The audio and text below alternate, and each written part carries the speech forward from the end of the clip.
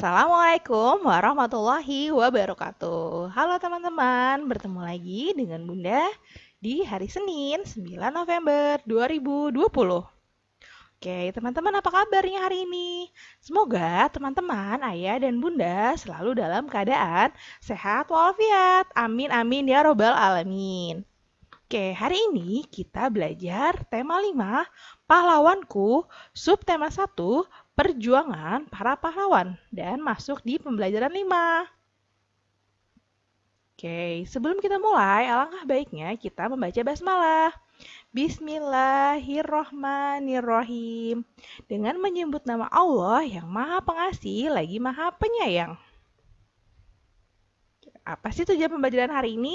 Yang pertama, tujuannya adalah dengan mengingat kembali perjuangan para pahlawan, siswa dapat mengetahui kepahlawanan para raja dari kerajaan bercorak Hindu-Buddha dengan baik. Lalu yang kedua, dengan menyimak penjelasan guru, siswa dapat menentukan kedudukan dua garis dengan tepat. Dan materi pembelajaran hari ini, kepahlawanan para raja dari kerajaan bercorak Hindu-Buddha. Dan hari ini kita akan belajar menentukan kedudukan dua buah garis. Nah, sebelum kita mulai, Bunda ingin mengingatkan, teman-teman masih ingat nggak ya? Minggu lalu kita sudah membahas mengenai sejarah pahlawan dari kerajaan bercorak Hindu dan Buddha. Nah, pada pembelajaran 1 kita sudah bahas mengenai Pati Gajah Mada, lalu pembelajaran 2 kita sudah bahas Raja Mulawarman, dan di pembelajaran 3 kita sudah bahas Raja Purnawarman, dan pembelajaran 4 kita sudah bahas mengenai Raja Airlangga. Nah, pada pembelajaran 5 ini kita akan membahas keempat raja-raja tersebut. Yang pertama tadi Pati Gajah Mada. Pati Gajah Mada menjabat, masa penjabatannya pada tahun 1334 sampai 1359. Dan Pati Gajah Mada wafat pada tahun 1286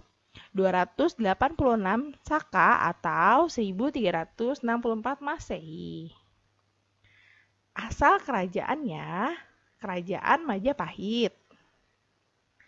Sikap kepahlawanan yang dimiliki, pembela negara yang berani.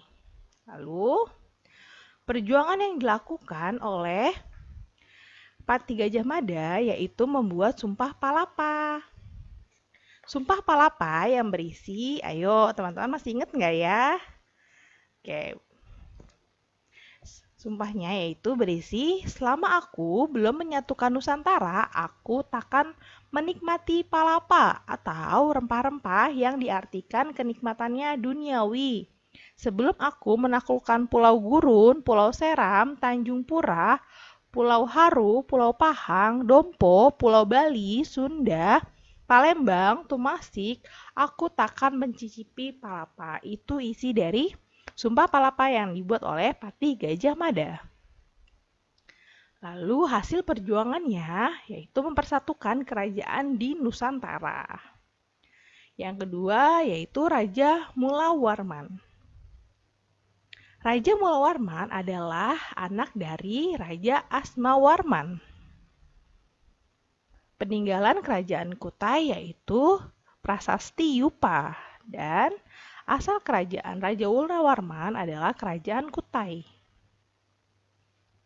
Sikap kepahlawanan yang dimiliki Raja Mulawarman adalah beliau sangat baik hati dan dermawan.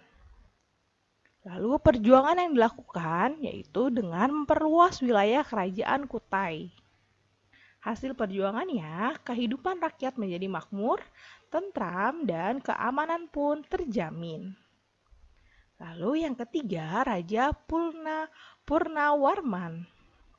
Raja Purnawarman lahir 16 Maret 372 Masehi. Dan Raja Purnawarman wafat pada 24 November tahun 434 Masehi. Asal kerajaannya berasal dari kerajaan Tarumanegara Sikap kepahlawanan yang dimiliki oleh Raja Purnawarman yaitu pemimpin yang gagah berani. Perjuangan yang dilakukan oleh beliau yaitu membuat pembangunan Sungai Chandrabaga dan Sungai Gomati untuk irigasi. Nah, hasil perjuangan beliau, kerajaan Tarumanegara semakin maju dan rakyat hidup makmur dan sejahtera. Lalu, yaitu Raja Airlangga. Raja Airlangga adalah seorang anak bangsawan, putra Raja Udayana dari Bali. Dan Raja Airlangga wafat pada tahun 1049 Masehi. Asal kerajaan Raja Airlangga yaitu Kerajaan Wurawari. Sikap kepahlawanan yang dimiliki oleh beliau yaitu raja yang bijaksana. Perjuangan yang dilakukannya yaitu membangun pusat pemerintahan di Kahuripan. Hasil perjuangannya yaitu menyejahterakan rakyat dengan membuat bendungan Waringin Sapta. Nah, setelah kita membahas raja-raja, nah teman-teman amati tidak dan ingat bagaimana para raja mendapatkan gelarnya. Beberapa raja mendapatkan gelarnya dari garis keturunan orang tuanya. Nah, mengenai garis, selanjutnya kita akan membahas tentang menentukan kedudukan dua buah garis. Yang pertama ada garis sejajar, garis berpotongan, dan garis berimpit. Nah, minggu lalu kita sudah bahas ya teman-teman. Dan minggu lalu kita juga sudah bahas ada garis horizontal dan vertikal. Hari ini kita bahas saja 3 garis saja. Nah, kita akan menentukan garis dari gambar yang ada di sini teman-teman. Nah, di sini sudah ada gambar berbentuk huruf Z. Nah, setiap garisnya sudah ada namanya. Nah, di sini kita lihat garis sejajar pada gambar di sini. Nah, teman-teman bisa lihat garis sejajar. Nah, garis sejajar kan seperti sama dengan ya teman-teman ya. Nah, di sini Bunda ambil satu contoh garis sejajar pada gambar di sini. Jawabannya yaitu pada garis F dan E sejajar dengan garis G dan D. Oke, yang kedua kita cari garis berpotongan. Jadi garis berpotongannya pada garis F, E, D. Nah, garis F, E, dan D dipotong oleh titik E. Nah, ini garis berpotongan. Nah, di sini Bunda juga ambil satu contoh. Oke, nanti teman-teman boleh kok mengambil contoh dari garis yang lain yang ada di gambar di sini. Oke, selanjutnya itu garis berimpit. Nah, pada gambar di sini garis berimpitnya adalah garis G, D. Garis dari G dan D berimpit dengan garis H dan D. Nah, di sini garis H dan D numpuk ya teman-teman dari sama garis G dan D. Oke, nah teman-teman juga bisa ambil contoh yang lain ya. Oke, selanjutnya dari gambar yang kedua. Garis sejajarnya di sini Bunda ambil dari garis B dan C dengan garis E dan D. Dan garis berpotongannya yang Bunda ambil yaitu A, G, dan F. Dipotong oleh titik G. Nah, ini garis perpotongan antara A dan F. Oke, lalu garis berimpit. Pada garis A sampai F dengan garis B dan E. Jadi numpuk gitu teman-teman garisnya. Oke, selanjutnya dari gambar yang ketiga. Garis sejajarnya yaitu terletak di garis L dan A dengan garis K dan B. Nah, banyak di sini juga ada J dan I, C dan D. Nah, teman-teman nanti boleh menyebutkan garis yang lain ya.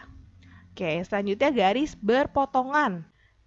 Bunda mengambil garis K, L, A. Oke, Bunda ulangi lagi. Di sini garis perpotongan yang Bunda ambil yaitu garis K, L, A. yang dipotong titiknya oleh L. Oke, sekarang garis yang berimpit.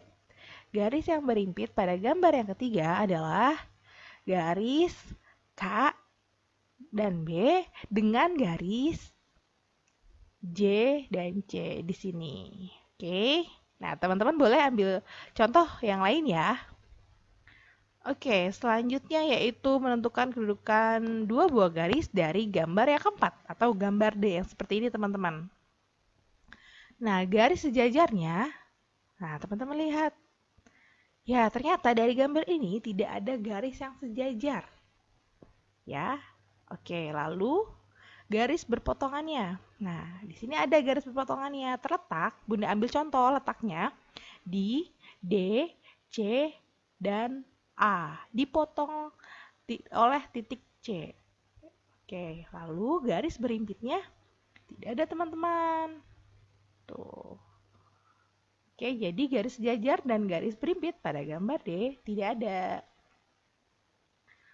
Oke. Oke, semoga penjelasan Bunda dapat membantu teman-teman mengerjakan latihan di rumah. Mohon maaf jika ada kesalahan, tetap semangat belajar dimanapun, kapanpun. Terima kasih teman-teman. Wassalamualaikum warahmatullahi wabarakatuh.